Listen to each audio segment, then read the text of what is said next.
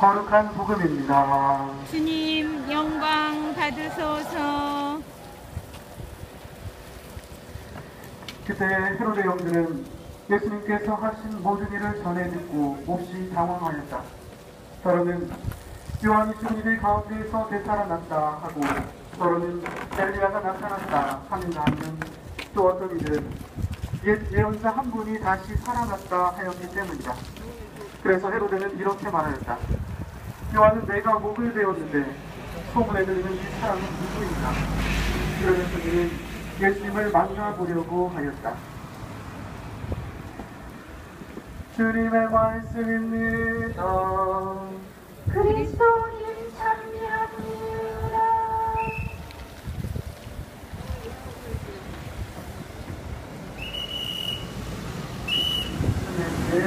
참미 예수님. 오늘 생명통화 기업미사 남원성당 그리고 효동성당 기자분들 함께하고 있습니다.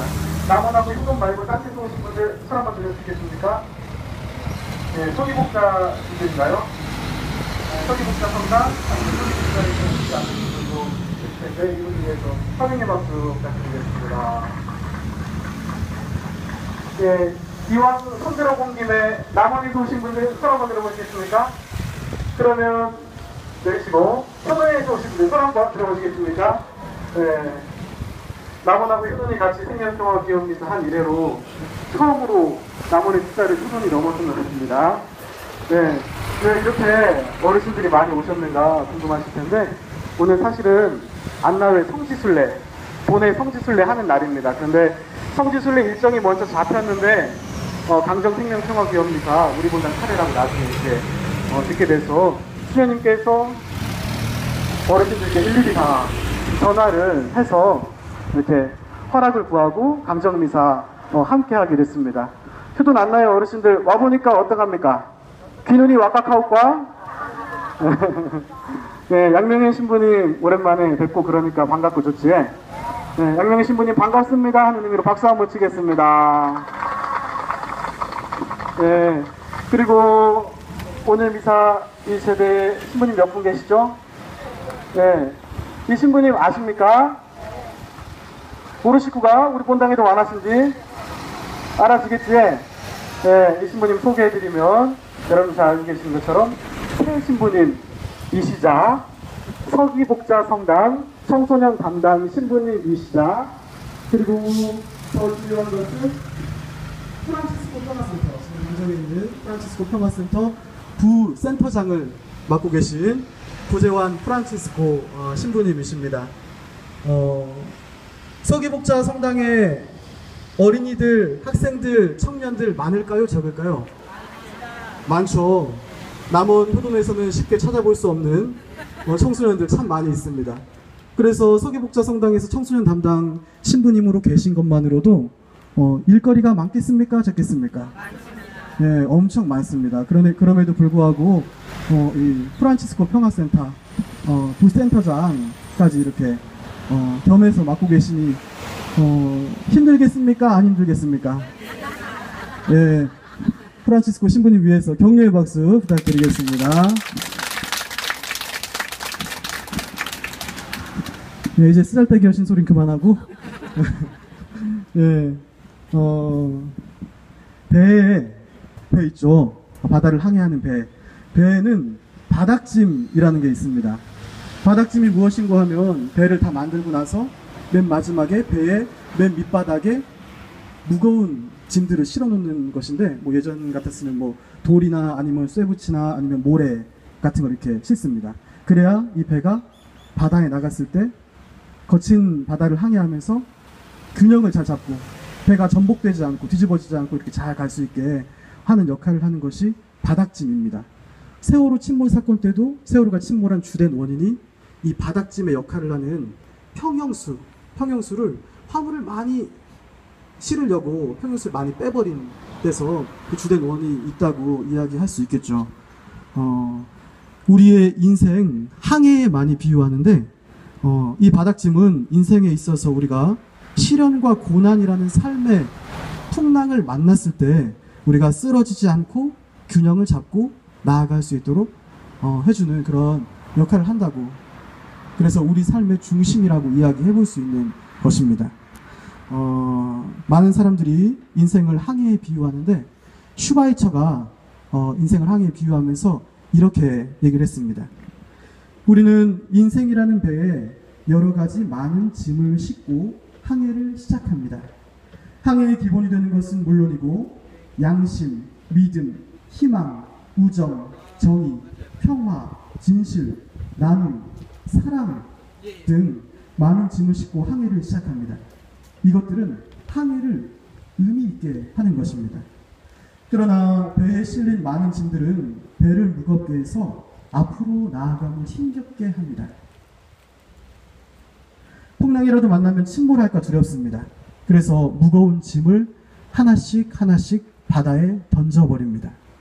양심을 버리고 희망을 포기하고 진실을 저버리고 정의에 눈 감고 나눔은 나중으로 미루고 항해를 시작할 때의 마음은 어느새 사라지고 어떻게 하면 빨리 나아갈까만 고심하면서 마구 치달아갑니다.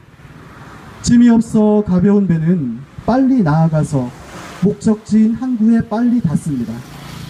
그러나 배에는 아무것도 없습니다. 빈 배인 것입니다. 제가 말씀드린 바닥짐과 그리고 슈바이처가 얘기한 빈배 이야기, 우리 인생에서 움켜쥐어야 할 가치가 어떤 것들이고 또 내려놓아야 할 가치가 어떤 것들인지 생각하게 하는 이야기인 것 같습니다. 오늘 복음은 예수님에 대한 소문을 들은 헤로데의 반응을 전해주고 있습니다. 헤로데는 로마의 통치 아래에서 팔레스티나 지역을 지배하던 말하자면 왕이었습니다. 아마 헤로데도 자신의 인생을 시작함에 있어서 인생의 항해를 시작함에 있어서 처음에 출항할 때는 많은 짐들을 싣고 있었을 것입니다. 하지만 좀 더 빨리 권력을 움켜쥐고 좀 더 빨리 남들 위에 서기 위해서 좀 더 빨리 소위 말하는 성공이라는 항구에 도달하기 위해서 짐들을 하나하나 버렸을 것입니다. 권력과 출세를 위해서 수단과 방법을 가리지 않으면서 그렇게 무겁지만 소중한 가치들 하나하나 던져버리는 사이에 헤로데에게는 어느덧 인간으로서 가지고 있던 본래의 자신은 파도처럼 산산이 흩어져 버리고 두려움과 정치적인 생존 본능만이 번뜩이며 남아있게 됩니다. 그의 바닥짐은 무엇이었을까? 그의 중심은 무엇이었을까? 그가 믿고 끝까지 붙잡고 놓치지 않았던 것은 무엇이었을까? 권력도 출세도 질긴 정치적 생명도 그의 삶의 균형을 잡는 바닥짐이라 하기엔 무게감이 너무나 부족했습니다. 마치 많은 화물을 싣기 위해서 빼버려서 무게가 떨어진 세월호의 평형수와도 같았습니다. 그래서 예수님의 소문이 들리자 그의 삶의 배는 요동을 칩니다. 균형을 못 잡고 혼란스러워하며 내가 내 체면을 살리기 위해서 마치 잔치상의 오락거리처럼 목을 베어 죽여버린 세례자 요한이 되살아난 것은 아닌가 하고 두려움과 불안에 휩싸이기 시작합니다. 시멘트가 부어지고 구조물들이 세워지고 건축 자재가 쌓여가더니 건물이 들어섰습니다. 그리고 건물이 늘어나더니 어느새 기지가 완공을 바라보고 있습니다. 이렇게 빠른 기지 완공을 위해서 달려가려고 얼마나 많은 것들이 시멘트 속으로 버려져 묻혔을까? 얼마나 숱하게 양심이 깎여나가고 진실이 감추어지고 생명이 짓밟히고 평화가 무시되었을까? 오늘 선포된 복음, 헤로데의 모습을 통해서 그리고 지금 우리가 바라보고 있는 기지 건설 현장을 통해서 우리의 삶을 돌아보라고 초대하고 있는 것입니다. 나의 삶에서 중심은 올바른지, 나의 항해는 어디쯤에 와 있고 나의 배에는 무엇이 실려 있는지, 항해를 시작하면서 세웠던 선한 의지들과 소중한 가치들은 바다에 던져버리고 오직 앞으로 나아가는 데만 정신을 팔고 있지는 않은지, 무겁다는 이유로 바닥짐을 내던지고 출렁이는 물결의 균형을 잃고 두려움과 혼란에 빠져 있지는 않은지 우리로 하여금 우리의 삶을 다시 한번 돌아보라고 초대하고 있는 것입니다. 우리의 남은 항해가 빈배가 되지 않고 마칠 수 있기를 우리가 원한다면 바닥짐이란 버려야 할 짐이 아니라 기꺼이 껴안아야 하는 우리를 지탱하는 근간이고 힘이라는 사실을 깨달아야 합니다. 무게감이 엄습해 올 때마다 이것이 나를 무너뜨리고 침몰시키는 억누름이 아니라 오히려 일어서게 하는 버팀목이라는 것을 우리 각자의 삶에서 받아들여야 합니다. 일상의 삶에서 거짓과 불의의 단호히 아니라고 말하고 가난하고 억눌린 이웃과 함께하고 평화를 위해서 일하고 하느님 나라와 그 의로움을 위해서 노력하는 것이야말로 우리의 배가 경유지가 아니라 하느님 나라라는 최종적인 항구에 도달했을 때 빈배로 끝나지 않을 수 있는 유일한 길이라는 것 명심하시면서 우리의 구체적인 삶에서 노력하시면 좋겠습니다. 잠시 묵상하겠습니다.